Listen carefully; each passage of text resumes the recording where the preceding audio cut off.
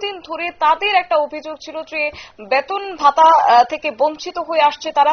এছাড়াও সোমবার তারা 5টি দাবি দাওয়াকে সামনে রেখে টাউন হলের সামনে থেকে একটি মিছিল বের করে আর বিদ্যুৎ দপ্তরের এমডির নিকট একটি ডেপুটেশন প্রদান করে এবং তারা দাবি তুলে যে সুপ্রিম কোর্টের রায় মোতাবেক আউটসোর্সিং প্রথা বাতিল করে বিদ্যুৎ নিগমের আন্ডারে সরাসরি তাদেরকে নিয়মিত হিসেবেই নিয়োগ করতে হবে। এছাড়াও তাদের দীর্ঘদিন ধরে যে বেতন থেকে তারা বঞ্চিত রয়েছে, একাধিকবার তারা সুর চড়িয়েছেন কিন্তু সেই বকেয়া বেতন তারা পাচ্ছেন না।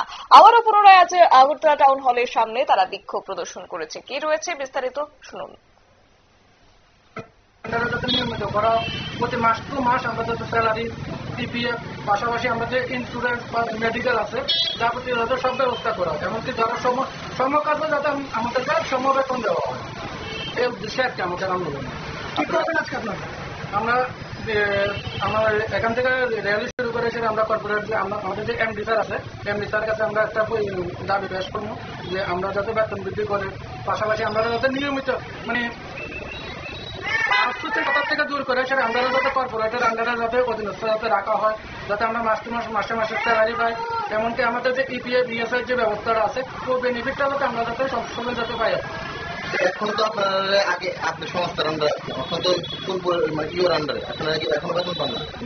এখনো সংস্থার আন্ডারে, আগে আসছিলাম হচ্ছে একটা সংস্থার আন্ডারে, তখন ডিভাইড করে দিচ্ছে।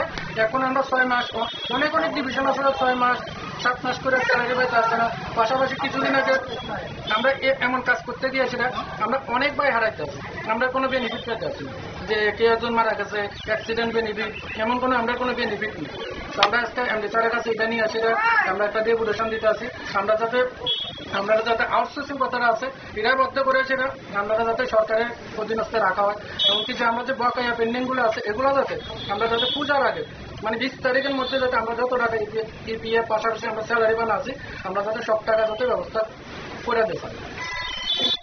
আপনারা শুনলেন তাদের বক্তব্য এবং টাউন হলের সামনে থেকে র্যালি করে তারা বিদ্যুৎ দপ্তরের এমডি নিকট ডেপুটেশনে সামিল হয়েছে। তাদের এই 5টি দাবি দাওয়াগুলির মধ্যে প্রথমে উল্লেখযোগ্য ছিল যে প্রত্যেক মাসে তাদেরকে নিয়মিত বেতন প্রদান করতে হবে, এছাড়াও সম কাজে সম বেতন প্রদান করতে হবে, ইপিএফ ও ইএসআই এবং মেডিকেল ছুটি প্রদান করতে হবে, নিরাপত্তা সরঞ্জাম ব্যবস্থা করতে হবে, পাশাপাশি অবিলম্বে তাদের এই দাবিগুলি যেন পূরণ করা হয়। নিয়ে নিচে ছোট্ট একটি বিজ্ঞাপন বিরতির সঙ্গে থাকুন।